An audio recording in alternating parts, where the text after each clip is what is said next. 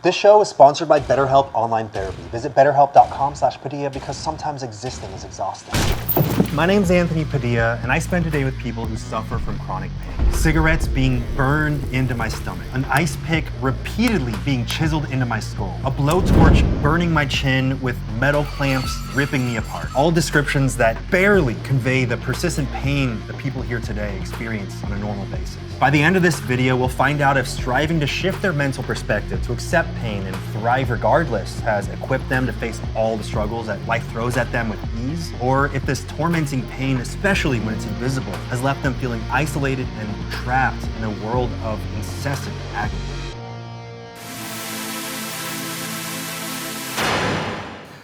Hello, Kelsey. Hi, Anthony. Brian. Anthony, what's going on? Zach. Hey, Anthony, good to be back. I know it's impossible to accurately put pain into words, but can you attempt for people to understand the sensations that you do feel? I feel like I'm a Coca-Cola can in a hydraulic press. Just very slowly being crushed. I will sneeze and it feels like there's someone inside my rib cage just rattling my bones. My head is made of prosciutto and fire ants are eating it. I can also do it with noises, just like, ah! It's almost like if someone's like putting out a cigarette or something really hot on my skin. Every part below my level of injury, it's almost as if when your leg falls asleep, that feeling where it's like numb and it's like pins and needles. I get that 24/7. Are you in pain right now? Not so much, but definitely comes and goes with kind of like what I'm doing at the time and how I'm like keeping myself distracted. These headphones kill me. Headphones are my #1 pain trigger. It hits right in the spot that I've had one surgery through. It's hitting on some of the titanium plates. Do you need to swap them? We're gonna get through it. There's a baseline of pain at every moment of my life. The longer I sit here and take stock of my body, the more I'm aware of it. Does talking about it like this make it more prominent for you? Not to make you feel bad, but yeah, probably.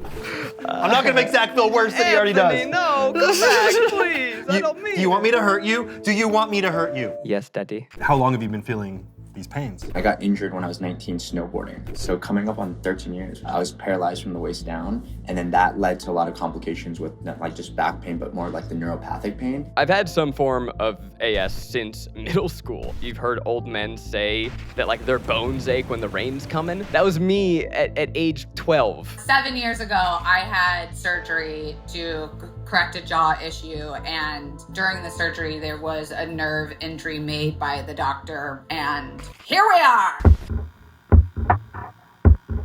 What type of chronic pain do you experience specifically? The proper name is neuropathic pain. I fell about 35 feet off a jump, so I landed straight on my back. Just had so much adrenaline pumping into me, so I didn't feel anything. I have something called ankylosing spondylitis. It is an inflammatory autoimmune disease. My body is trying to make more bone in places there shouldn't be bone. There's a story that if you put a frog in a pot of boiling water, it'll jump right out. But if you put a frog in normal water and slowly increase the temperature, it'll just sit there until it burns itself to death. That was me for years. I have something called trigeminal neuralgia, which is a neuropathic chronic pain condition. The thing that is my daily nuisance is called anesthesia dolorosa, which is localized to the front portion of my face and chin and teeth and gums and neck. Left the hospital, pain meds in hand, was told to just keep waiting, that I'll heal. And it just got worse and worse the more that I came back to life, so to speak. So did you go on the internet and be like, all right, let's learn about this suicide disease? Before there were any forms of treatment, 1 in 3 people actually took their own lives due to the pain of this condition. It's like a very painful, disruptive, life-altering condition. Did you ever feel like you had to really struggle to get that recognition and that diagnosis? Yeah, and it's unfortunate that I'm still experiencing that with doctors. Even doctors have bias. Over 50% of American people have experienced chronic pain at some point in their lifetime. It's invisible. A lot of times you can't see chronic pain unless you have something physically showing outward to the world, like something that people might believe you more. It is incredibly challenging to have doctors take your pain seriously. I told my doctor that I was having trouble sleeping and that my back hurt all the time, and I was told, hey, maybe try yoga.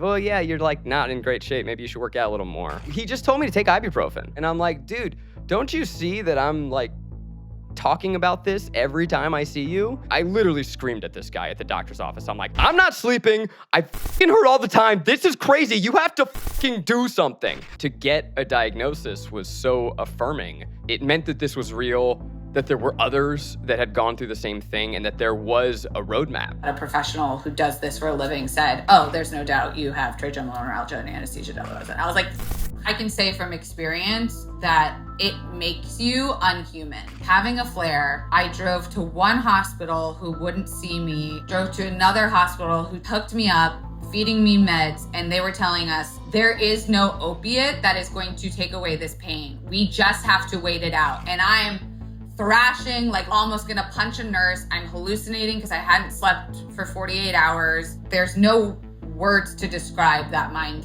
of like, what do you mean? Like there's no help, there's no hope, there's no cure.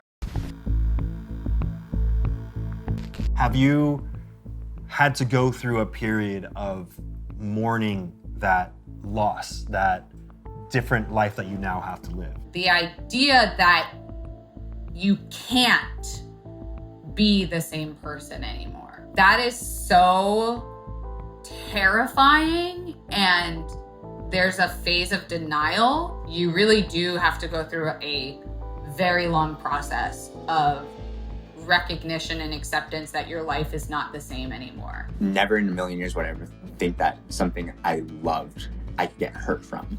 And so that moment that when it happened, I would replay that moment in my head, like, why did I do that? That sense of regret and that constant replay in your head was, I guess in its own way, the biggest source of pain for me. A lot of my depression stemmed from the fact that I was living my life in the past thinking of all the things that I used to do and used to be able to do, and then not thinking about in the present what I can do to shift that mindset.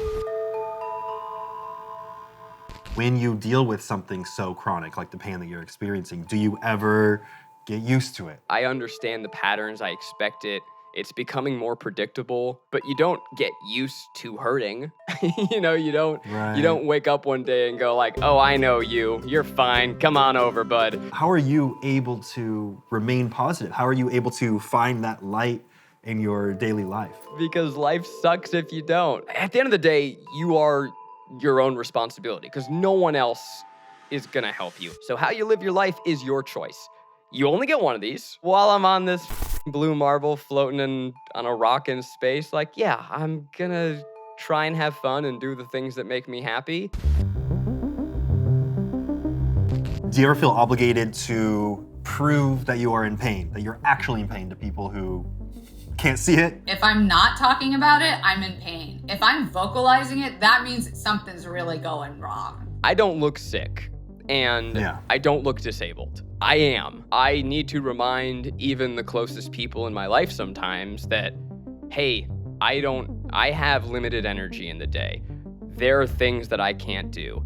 I have days where brain fog totally takes over my life and I'm just not gonna be able to do anything. Do you ever feel like a portion of your brain is dedicated to constantly processing that pain that you're experiencing? Like RAM? You're like, damn, I really wish I could end this task. I think there's a portion of my brain that's always registering this, like the numbness or like the nerve pain. I realize there's so much more to life to live that this is now like kind of just something in the background. Has your pain ever affected your mental health? Even I struggled with depression and anxiety and panic that came along, and agoraphobia. It's something that's happening, a chemical reaction in your body, and there's no way that your mental health isn't affected by chronic pain. You can't like outsmart pain. We can certainly do things to to dim the lights a little bit on pain, but there is so much stigma around talking about it. And I think a lot of people are afraid to vocalize it too for fear of making it more real. There are some days where your body is just, it's spending energy that you can't see, and there's nothing left for up here. Feel like you're lost in this fog. You just can't concentrate. Even the simplest task, you just can't do. And the closest thing I can relate it to is a really extreme depression where you just can't will yourself to do anything. Do you ever feel like a burden to others? That sense of being a burden coupled with like depression makes you really think about like, man, like, is it really worth being here? When you're going through that extreme bout of depression and you're contemplating suicide, you're thinking about it, I think oftentimes from the outsider looking in, you're thinking like, that's so selfish of you to even have those thoughts, right? But if you're the person going through that, you almost feel like it's a very selfless act. So you're thinking like, no, like I'm taking up all these resources around the world. I have all these people who worry about me. Like I'm causing them pain. I'm in pain. That level of pain and depression was really hitting me hard, I think the first like year or two when I was like after my injury.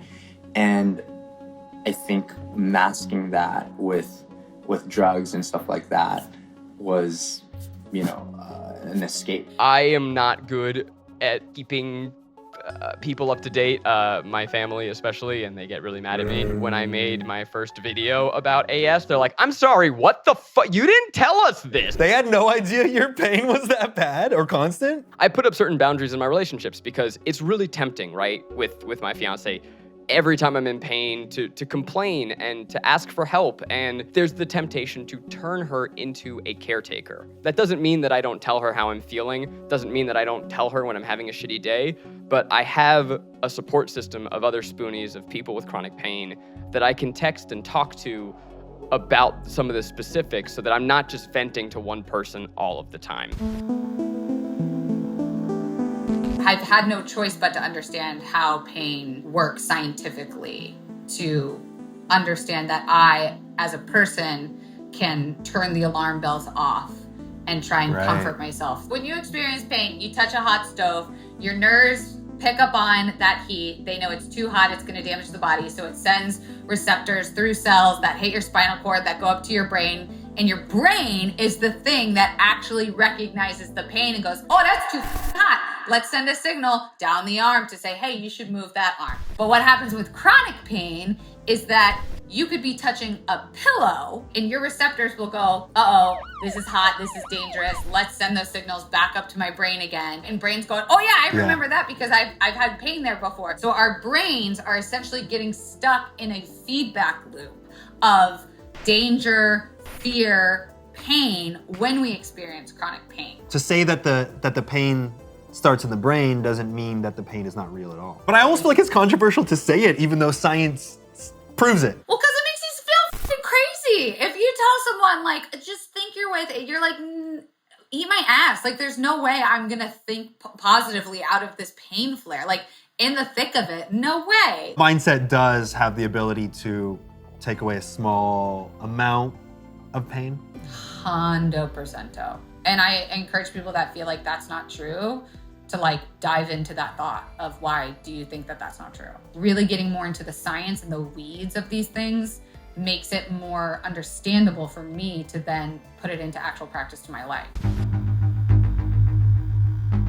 How has your relationship with physical pain changed the way that you perceive pain in general, whether it be, you know, emotional or psychological? All my life, I considered myself a weak person. I now realize I'm the strongest person I know. I have had to become a stronger person mentally to deal with the physical pain. And I don't want to frame it in a way that says like, oh, I've learned so much from this disease. It's made me a better person. But no, I've stepped up to the plate. Can you get into all the ways that you've tried to battle this pain through the medication, through the experimental items and procedures and journeys? Before we continue learning about the world of chronic pain. Every day that I used it, I ended up naked in my backyard, like doing art. And that was like really amazing for my mental health. I'd like to thank you for supporting this series in all the ways that you already do. Like, I know most of you love to tune in here on YouTube, and that is a huge way to support the show. But if you're looking to do even more than that, you can go over and listen to the Uncensored podcast version of this show. As we increase listeners to the podcast,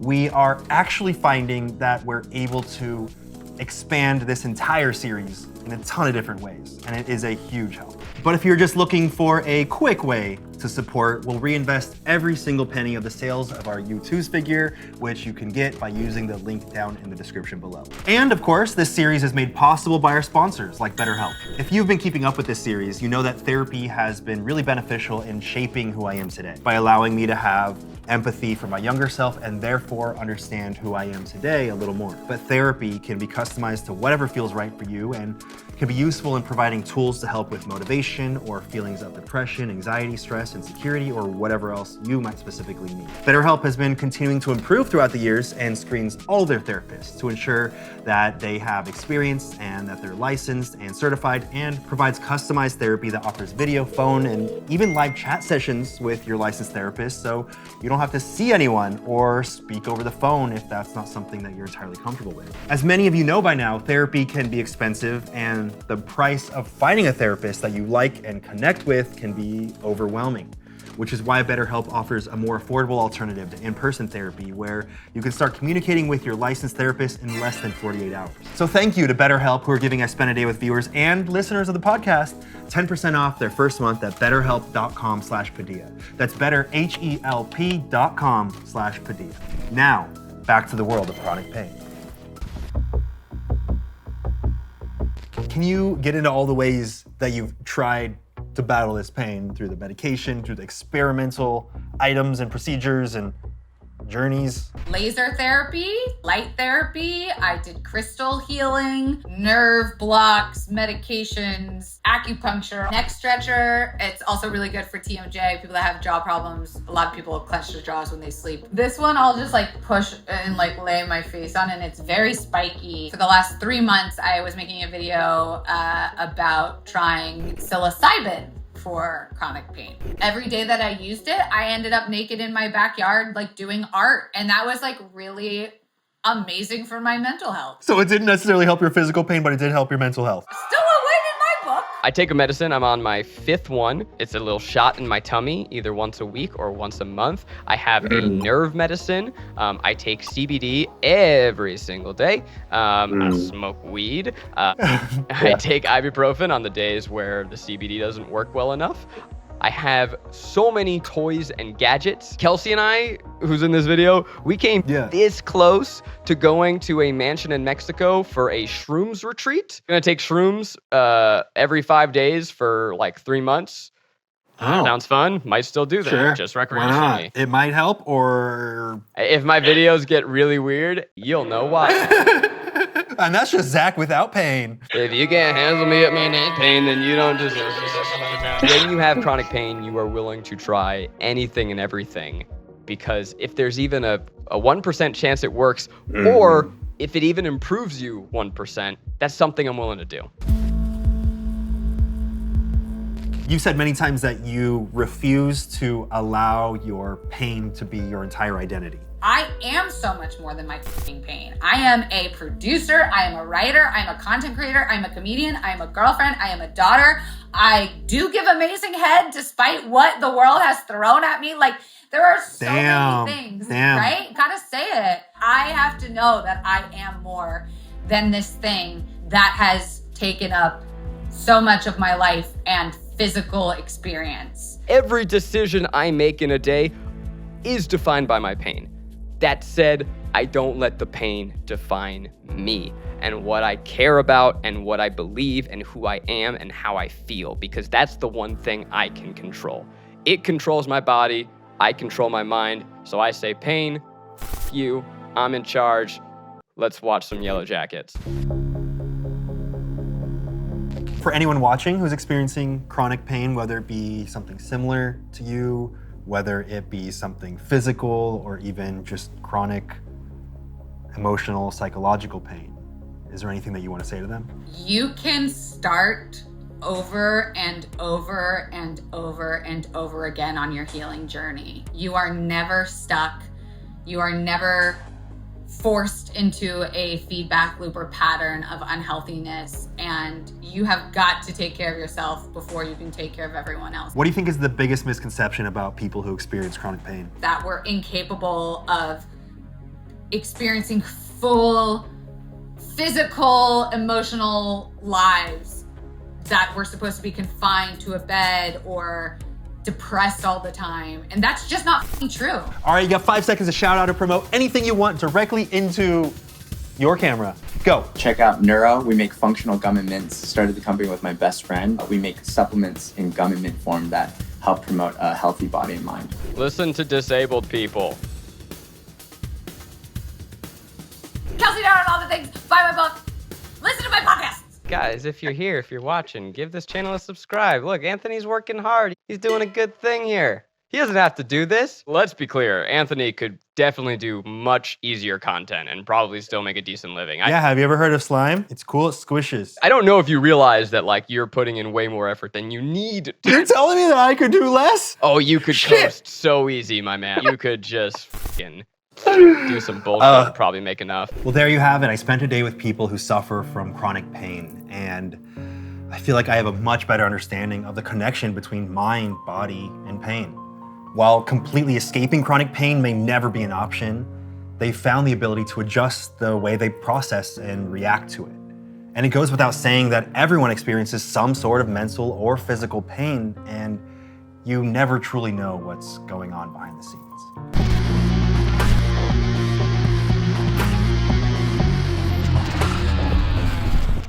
This is the part where I always cry. So like, let me like breathe through it.